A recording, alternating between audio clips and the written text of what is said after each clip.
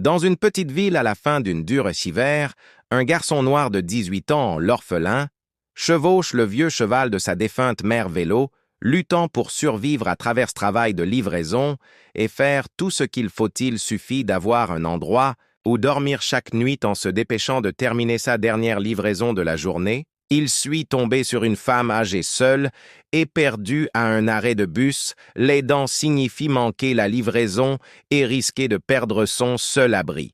Mais il n'hésite pas s'il la pousser jusqu'à la maison avec ce qu'il ne sait pas si elle est milliardaire. Et ce qui se passera ensuite changera sa vie pour toujours. Le vent avait commencé à tourner plus froid ce soir-là, le genre qui pincetta vos oreilles, et glissa tranquillement le long du la nuque, même si votre manteau était boutonné serré le long du bord d'un ville tranquille, au début de l'hiver où le soleil plongeait tôt derrière les arbres éclaircis, Atlas lampadaire clignotait avec une poule lent, l'ancien arrêt de bus était assis abandonné au fond d'une fissure, les gens du trottoir l'ont dépassé, comme s'ils j'en aient toujours fait avec des sacs d'épicerie tirant sur leurs poignets, certains avec les yeux verrouillés sur des téléphones, certains se dépêchant simplement à la maison avant que l'obscurité ne s'installe complètement.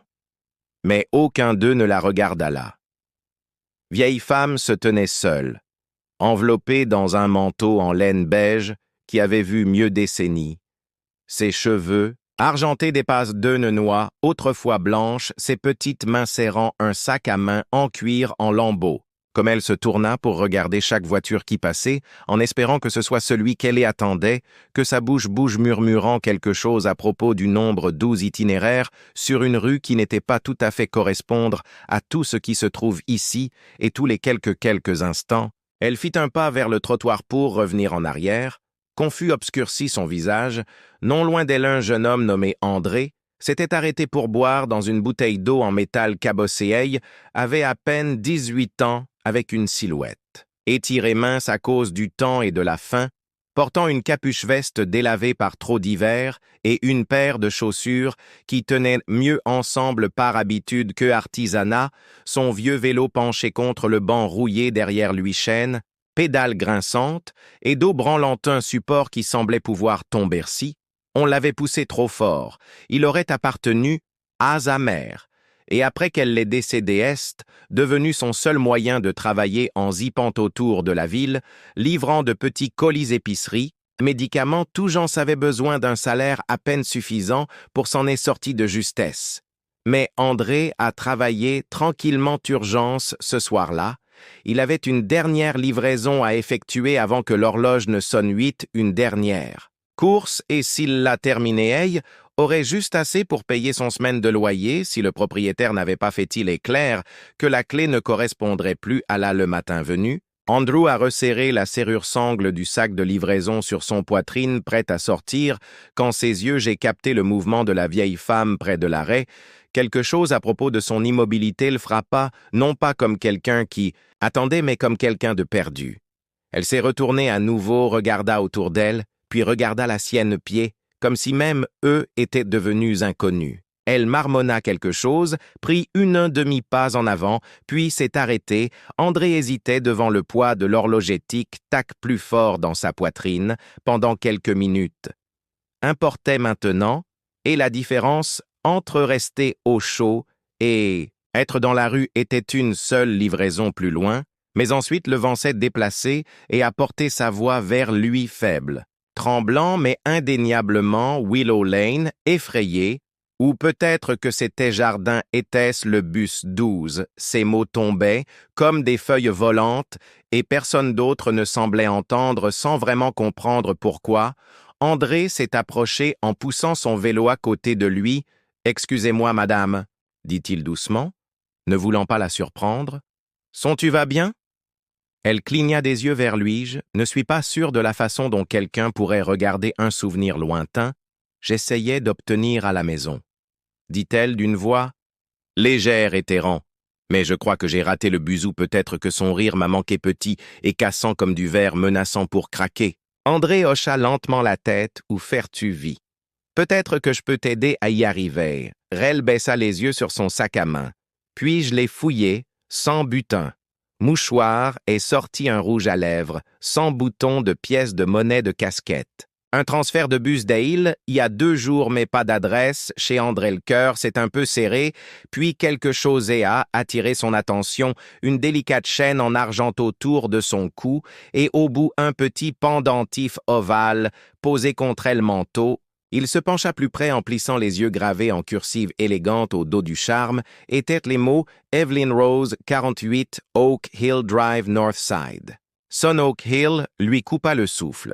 Il connaissait la région bien au-delà de la limite de la ville, après de 2 à des heures de vélo et la plupart du temps haine montée pendant un moment. L'esprit d'André se tourna vers l'horloge, encore il raterait, le livraison il perdrait sa chambre, ils dormirent dans le froid ce soir. Mais comme il regarda Evelyne dans les yeux avec douceur et assombri par l'âge, et vit l'enfant la confiance commence à se former simplement, parce qu'Ace s'était arrêté pour demander. Il savait qu'il ne pouvait pas s'éloigner, certains choix pèsent plus, que d'autres, même s'ils ne font pas sang sur papier, forçaient un sourire. « C'est un peu loin, mais je pense que nous pouvons y arriver », a-t-il déclaré. Dit doucement en l'aidant. À monter sur le support arrière de son vélo, il a attaché son écharpe de rechange autour du siège et a enroulé sa veste autour de ses épaules. « Accroche-toi bien tout bon, on y va doucement. » Elle rigola, étourdi mais reconnaissant, et dit « Tu me rappelles quelqu'un que mon petit-fils avait l'habitude de porter des chaussures comme celle-là toujours éraflée, André Fier ne l'a pas corrigé. » Il a juste hocha la tête et commença à pédaler lentement d'abord, puis plus régulièrement, à mesure qu'ils partaient le lumière de la ville derrière le ciel, se sont allumés lavande, puis gris, et puis encore plus foncé la route était en pente, courbée et s'étendait sans fin, mais André a continué à chaque tour de pédale, résonnant avec un sens de but derrière lui. Evelyne fredonnait la mélodie s'éteint parfois arrêtant pour demander où ils étaient alors. Oubliant la réponse quelques minutes plus tard, il répondit à chaque fois comme si c'était nouveau nous rapprochons. Ne vous inquiétez pas, au-dessus de la colline suivante, le vent s'est intensifié, les lampadaires plus rares, mais à garder les yeux en avant, ils passèrent des champs dormir sous le gel, traversé des ponts éclairés seulement au clair de lune, et s'est arrêté une fois pour Evelyne pour reprendre son souffle. Il a acheté une tasse de thé chaud provenant d'une station-service en bord de route station avec le dernier dollar dans son poche et elle a insisté pour qu'il prenne la première gorgée. « Tu en as encore plus besoin », dit-elle avec une tendre sévérité qui rappelait lui de sa mère lorsque la porte de 48 Oak Hill est finalement apparue, blanchie à la chose avec de la peinture écaillée et du lierre qui s'enroule autour des barreaux de fer. Il était presque 9h30 p.m. Les jambes d'André et ses mains étaient engourdies, mais il expira de soulagement. Il frappa une fois, puis à nouveau, et quelques instants plus tard, un homme âgé en robe de chambre a ouvert la porte. Son expression se transformant de la panique à l'incrédulité quand il a vu la femme derrière, André Mademoiselle Eland. « Oh, mon Seigneur, où as-tu été? Nous avons appelé les hôpitaux. » Evelyne ont regardé autour d'eux, puis j'ai cligné des yeux à nouveau. Je suis allé me promener, où je suppose qu'elle a souri à André Lelhomme, le remercia abondamment de sa voix tremblant. « S'il vous plaît, entrez au chaud, vous, avez quelque chose à manger, laissez-nous te ramener. » Mais André secoua la tête là, tête fatiguée, mécontente. Pas besoin que je le fasse revient, avant qu'il ne fasse plus froid d'agriffonner son numéro sur un reçu déchiré. Je te l'ai remis, au cas où tu as encore besoin d'aide, et avec ça, il a obtenu de retour sur son vélo et s'en alla dans le sombre. Ignorant que sa chambre serait verrouillée et son lit remplacé par un placard de rangement au sol, mais aussi inconscient que quelque chose de bien plus significatif s'était produit à peine commencé au moment où André est arrivé au bord de la ville. À nouveau, les lampadaires avaient éclairci et la chaleur du gaz, le thé de la station, avait depuis longtemps disparu de sa main. Ses articulations étaient raides et chaque bosse sur la route a secoué le guidon et dans ses os, mais je ne me suis pas plaint. Le trajet de retour était plus calme, plus solitaire en quelque sorte, sans le douze voix derrière lui ou le petit elle. Poids familier de quelqu'un qui lui fait confiance. Pour continuer à pédaler, le vent s'était levé puis sifflant à travers les arbres nucés, emportant avec lui le premier sens de fumée de bois d'hiver profond, métal froid et quelque chose d'amer. qui semblait toujours rester en l'air après 9 heures. André a parcouru le dernier bloc jusqu'à son pension de famille étroite à 2 étages avec peinture écaillée et une lumière de Porsche qu'elle n'a jamais travaillée. Il a garé son vélo tranquillement, monta les marches et fouilla dans son poche pour la clé et se retrouve avec une poche vidait l'espace. Au début, il pensait qu'il le ferait simplement « je suis tombé sur le mauvais », mais après vérifiant chaque coin, chaque poche, chaque couture dans sa veste et son jean. C'est devenu douloureusement clair que la clé avait disparu, frappa doucement à la porte, en espérant que le propriétaire est peut-être encore éveillé, mais non, les lumières se sont allumées. Il a frappé à nouveau, puis plus fort, rien. Quand il a essayé, la poignée de porte ne bougea pas, alors comme pour confirmant l'inévitable, il baissa les yeux, vit le petit paquet de son affaire, sa chemise de rechange, une serviette, une chargeur de téléphone fissuré, fourré dans un sac d'épicerie en plastique et laissé à côté du porte, comme le courrier d'hier, il y avait une note. Collé sur la porte, 3 mots s'écrits au marqueur noir épais passé faire bloc son souffle, coincé dans sa gorge.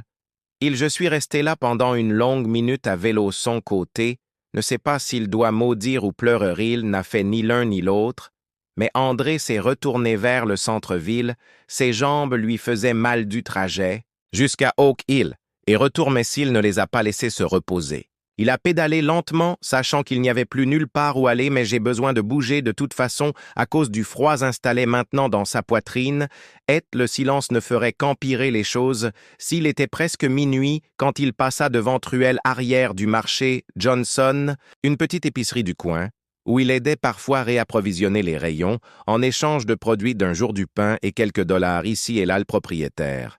Monsieur Johnson était gentil dans sa façon de faire, les hommes plus âgés étaient souvent des enfants qu'il voyait lutter sans demander de l'aide. Bourrumet jamais cruel. André n'a garé son vélo derrière. La benne à ordures a frappé une fois sur le porte latéral, et j'ai attendu qu'une lumière clignotât à l'intérieur. Quelques secondes plus tard, la porte s'ouvrit en grinçant, et là se tenait M. Johnson portant une robe lourde et tenant une tasse fumante de quelque chose de fort qu'il a pris un regard sur André, tremblant tête les yeux creux, et soupira par le « N'est n'a pas payé le loyer, hein ?» André a secoué son tête, M. Johnson, leva les yeux vers le ciel comme s'il attendait quelque chose de plus élevé, l'autorité d'intervenir, est alors intervenu à part bien. Le magasin est sec, est-il? Il y a un lit bébé dans le coin. Ne le touche pas, le caisse de vin, et ne pas congeler la mort est sur moi. André hocha la tête et murmura « Merci toi », et entra dans le magasin, sentait le carton et les agrumes, et le zeul, la chaleur provenait d'un vieux radiateur qui gémit, comme s'il avait une rancune envers André, ça ne le dérangeait pas, qu'il tire la couverture du lit autour de ses épaules et se laissa s'effondrer sur les membres minces du matelas douleur, à la poitrine lourde, mais cœur étrangement silencieux. Pour la première fois depuis des semaines, il n'avait pas peur de fermer les yeux quelque chose à propos du trajet d'Evelyne, la main sur son épaule, et son rire dans l'obscurité avait fait sentir au monde une un peu moins déchiquetée. Il s'est endormi, pensant pas à la porte verrouillée. Derrière lui, mais du pendentif en argent, le doux bourdonnement des roues, tournant sur le gravier, et un voix qui avait dit « Tu me rappelles quelqu'un que j'aime ». Dehors, le vent hurlait contre les murs du magasin, mais à l'intérieur André dormait profondément, ignorant que des kilomètres une femme était assise à la fenêtre de sa cuisine. Maintenant complètement réveillée sur ses genoux, était le même manteau qu'elle avait porté cette nuit-là, et dans sa main était un reçu déchiré avec un téléphone numéro défilant à l'encre bleue, irrégulière. Evelyne Rose n'était plus perdue dans le brouillard et regardait fixement au journal et murmura son nom comme une prière. La première chose chaude qu'elle avait parlé dans la maison silencieuse au cours des années le matin est arrivée avec un silence pâle et hésitant, comme si le ciel lui-même était incertain. Il fallait se réveiller, une douce lumière grise s'est glissée de l'autre côté de l'arrière-salle. Du marché Johnson filtrant à travers la petite poussière givrée fenêtre et s'installant sur la forme silencieuse d'André toujours recroquevillé sous la fine couverture, le froid s'accrochait au mur glissé entre les mailles du filet dans l'ancien cadre. et s'est enroulé autour de son de os, mais il n'a pas encore bougé, pas encore son corps zarchd, de la manière particulière. Que suit une longue nuit sur un lit dur mais plus profonde. Encore était la lourdeur qui vivait dans sa poitrine, le genre qui venait non pas à cause d'un effort physique, mais à cause d'un effort trop important de nombreux jours à équilibrer la survie sur un fil de fer, quand il s'est finalement levé qu'est sans se plaindre, qu'il a plié le couverture soigneusement replié contre le mur, et se déplaça tranquillement vers l'avant du magasin, les semelles en caoutchouc de ses chaussures silencieuses sur le sol en linoleum. Mr. Johnson était déjà là comme toujours, s'ouvrant avec la routine stoïque d'un homme qui avait appris depuis longtemps que la cohérence était sa propre sorte de foi, qu'il grogna quand il vit André, puis poussa une banane et une tasse de café. À moitié chaud envers lui, pas de mots, juste le silencieuse reconnaissance qui signifie plus que la conversation. André a pris la banane avec un remerciement silencieux. Je l'ai pelé lentement, et se tenait près de la fenêtre en regardant la ville expirer en mouvement. La vapeur montait du capot de voitures garées, enfants traînant les pieds le long des trottoirs, serrant leur de sac à dos, et quelque part, au loin un chien a aboyé une fois et a ensuite été silencieux. C'était juste un autre jour, un autre matin qui ressemblait à tous ceux avant cela, jusqu'à ce que la voiture noire s'arrête. C'était le genre de voitures qui ne appartiennent à ces rues trop polies, aussi glissant silencieusement sur le trottoir, comme si c'était répondre à une convocation. L'homme qui est sorti était grand et penchait son manteau trop fin pour une ville comme ses chaussures ont éraflé sa posture délibérément. Il jeta un coup d'œil à un bout de papier dans sa main, puis regarda directement à travers la vitrine sur laquelle ses yeux se posent André, comme s'il avait toujours su où aller retrouver-le quand la cloche sonne au-dessus de la porte sonna et l'homme entra dans la pièce, semblait se rétrécir autour de lui. « Excusez-moi. » Il a dit sa voix douce, mais avec un « je recherche le poids » en dessous. Quelqu'un nommé André s'est détourné de la fenêtre figé juste pour un souffle. « C'est moi, » dit-il prudemment. L'expression de l'homme s'adoucit de soulagement. « Mademoiselle Evelyne Rose m'a envoyé, » dit-il. Elle m'a demandé de te trouver, elle se souvient tout et elle veut te remercier, elle a insisté. Monsieur Johnson a fait une pause au milieu d'une gorgée de son café, mais n'a rien dit. André regarda l'homme puis baissa les yeux vers le reçu dans sa main, sa propre écriturel numéro qu'il avait fait défiler avant de rouler dans le sombre. Il n'était destiné à rien plus qu'une bouée de sauvetage à laquelle il ne s'attendait pas. S'il doit être utilisé par Charles, comme il l'a présenté lui-même, tenait la porte ouverte en faisant un geste pour la voiture qu'elle attend si tu veux. Bien. André hésita, quelque chose vacillait.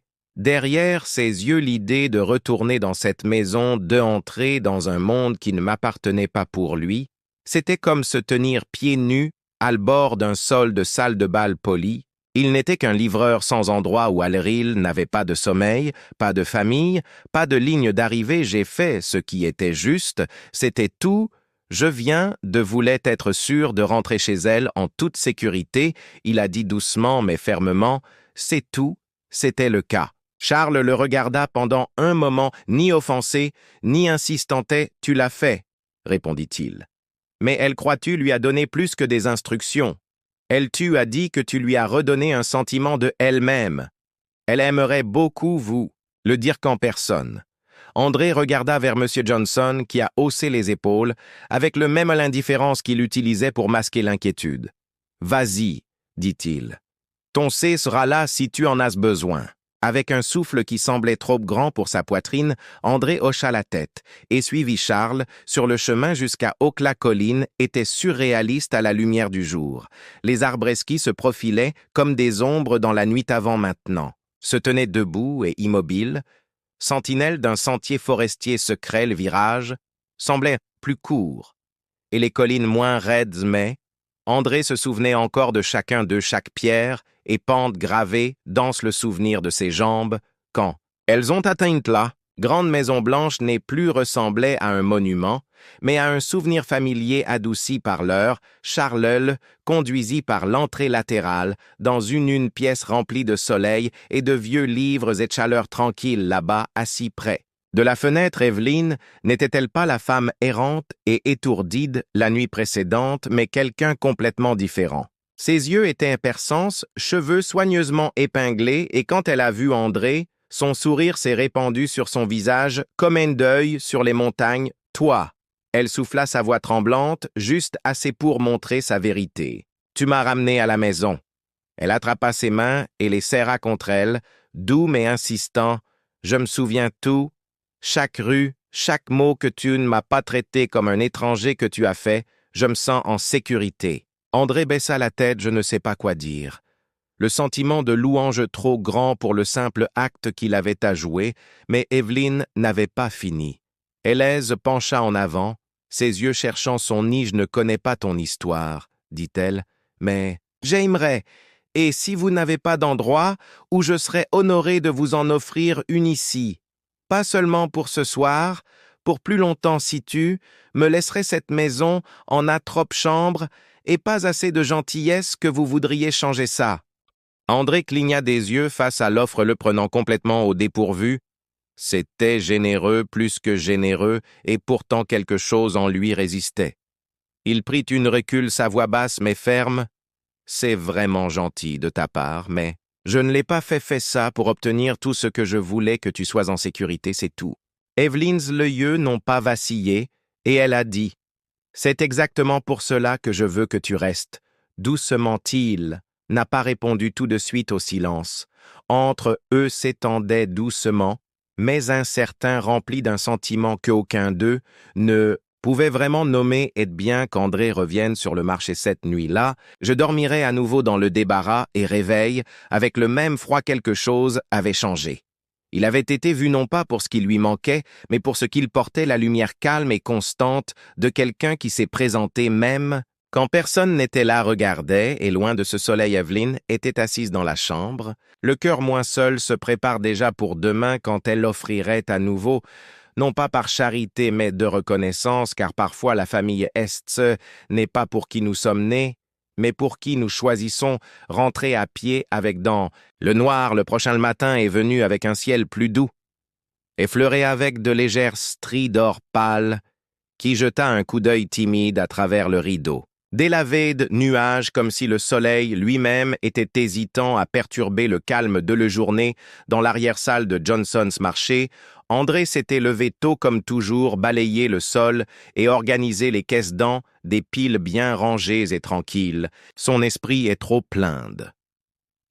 La visite d'Evelyne la veille hase, concentrée sur le rythme de travail qu'il avait, elle, a rejoué ses mots toute la nuit encore, et encore chaque syllabe persiste comme la dernière note d'un hymne qui refusait de s'estomper. Sa présence n'avait pas submergé la pièce. La réchauffait, et pourtant, André ne savait pas quoi faire. Avec un tel don, il n'avait jamais rien eu offert si librement, si tendrement, et certainement pas de quelqu'un qui a regardé lui sans jugement, seulement avec espoir, comme à poser une boîte. De pêche en conserve la sonnette, a sonné de manière inhabituelle elle, bruit impatient d'un client régulier, mais dans un doux carillon mesuré qui semblait familier. Il leva les yeux de derrière le comptoir, et elle était de nouveau là. Evelyne Rose, cette fois sans chauffeur ni manteau de grandeur, juste un châle de laine soigneusement enveloppé sur ses épaules et un petit cuir-sac à main glissé dans le creux de son brasson. Expression était déjà douce. Ses yeux, cherchant dans la pièce comme si elle le savait exactement où il serait. André redressa instinctivement ses mains, s'essuyant inconsciemment sur son jean, alors qu'il s'avança, sourit, et marchant vers lui, non avec l'autorité de quelqu'un habitué, à commander l'espace, mais avec la douceur de quelqu'un qui avait « J'ai décidé de le partager, j'espère que tu ne le feras pas, fais attention que je revienne », dit-elle doucement. Voix plus chaude que la lumière du matin que jaillit la pensée à « Toi, toute la nuit, j'ai fait une pause, puis j'ai ajouté « Je suppose que ça sonne étrange, mais je le pense gentiment », André hocha la tête. Ne faisant pas encore confiance à sa voix, celle a regardé autour du magasin, puis s'est penchée un peu plus près comme si ce qu'elle était sur le point de dire n'appartenait qu'à l'air entre eux. « J'ai vécu dans ce grand maison pendant très longtemps. » Elle a commencé, et ça n'a jamais été aussi calme ce matin, même pas après mon mari, pas passé même après mon petit-fils. Elle s'est arrêtée puis a tiré une souffle, tu me rappelles, lui, tu connais la gentillesse de ses yeux, comme il le fait toujours s'il écoutait plus qu'il ne parlait, et quand vous m'a aidé cette nuit-là sans demander songe, m'attendait à quelque chose qui s'est réveillé en moi, quelque chose qui dormait depuis années, et Asie regarda les pointes des 16 doigts se recourbant légèrement contre le Evelyn, a atteint le bord du comptoir son sac et en sortit un morceau plié papier manuscrit légèrement. Tremblant ligne d'encre sur du papier épais, « Ceci, ce n'est pas un contrat. » A-t-elle dit, « Ce n'est pas un accord ou un arrangement, c'est simplement une invitation. J'ai une maison avec trop de chambres et trop peu de raisons de les garder fermées, j'aimerais que tu restes jusqu'à tu, trouve ta place sans attache, seulement soutenir. » André a ouvert la note lentement, était une offre de rester au domaine une modeste allocation mensuelle et un travail écrit en dessous de cela, dans une écriture plus douce, un promette que nous trouverons un moyen pour que tu puisses retourner à l'école si tu le souhaites toujours ça. Il n'a pas parlé pendant un long moment. Le monde à l'extérieur de la fenêtre bougeait comme si à travers le sirop, les voitures passaient lentement, les feuilles tournaient dans la brise et la ville s'en alla à propos de sa journée sans savoir qu'à l'intérieur de cela petit magasin quelque chose d'important était se déplaçant silencieusement. André leva finalement les yeux et croisa son regard non pas avec peur, mais avec quelque chose plus stable. J'aimerais qu'il dise « J'aimerais devenir » et c'est ce qu'il fit. Cet après-midi-là, Charles est venu avec la voiture, pas hors de cérémonie. Mais parce qu'Evelyn a insisté, André ne monte pas sur ce vélo grinçant la longue colline à nouveau. Il a emballé ses quelques affaires dans un sac à dos. On dit au revoir à M. Johnson, qui hocha simplement la tête et tendit la main lui un sac en papier contenant des sandwichs, et un murmura « Il était temps ». Et puis il grimpa sur le siège arrière d'un véhicule qui sentait légèrement le pain et la possibilité, la vie au domaine n'était pas extravagante. Qu'était paisible, André a reçu un pièce ensoleillé donnant sur le jardineur emploi du temps qui lui permettait de se reposer et de lire dans le mois. Je suis retourné à l'école avec l'aide d'un fonds de bourse. Evelyn a créé tranquillement en son nom. Elle n'a jamais défilé son histoire, jamais traité lui comme un projet personnel au lieu de cela. Elle l'a accueilli dans le rythme de ses journées promenades matinales, dans la serre longue discussion autour du thé et week-end remplis avec des idées sur ce qu'ils pourraient faire avec le temps et les ressources qu'ils partageaient désormais ensemble. Ils ont créé quelque chose qu'Evelyn j'avais rêvé, mais je n'avais jamais construit seul une petite fondation financée par sa succession appelée le Willow Light Fund, en l'honneur de la rue dont elle ne se souvenait pas et l'aune gentillesse qu'elle n'oublierait jamais. La mission était simple. Soutenir les jeunes de personnes avec du potentiel mais sans voix pour y parvenir, abriter les personnes âgées qui avaient glissé à travers les fissures et pour rappeler à quiconque écoutait que la dignité et les soins n'étaient pas le luxe, étaient des droits de naissance. Andrea aidait à concevoir les premiers programmes rencontrés avec des conseillers travaillant à temps partiel au centre communautaire. La fondation rénovée et roulait encore de temps en temps son vieux vélo en ville, non pas parce qu'il devait le faire, mais parce que cela lui rappelait tout il avait commencé et quel petit acte de grâce pourrait se développer lorsque offert sans attente et chacun fois qu'il est passé devant le vieil arrêt de bus où tout a commencé, il ralentissait juste incline légèrement la tête vers le ciel et sourit parce que parfois tu ne trouves pas la maison, elle vous trouve. Et parfois tout ce qu'elle faut pour changer le cours d'une vieille volonté de s'arrêter pour voir quelqu'un clairement et pour rouler un peu plus loin que vous aviez prévu. Rejoignez-nous pour partager des histoires significatives en cliquant sur « J'aime » et les boutons d'abonnement. N'oubliez pas d'activer la cloche de notification pour démarrer votre journée avec des leçons profondes et empathie sincère.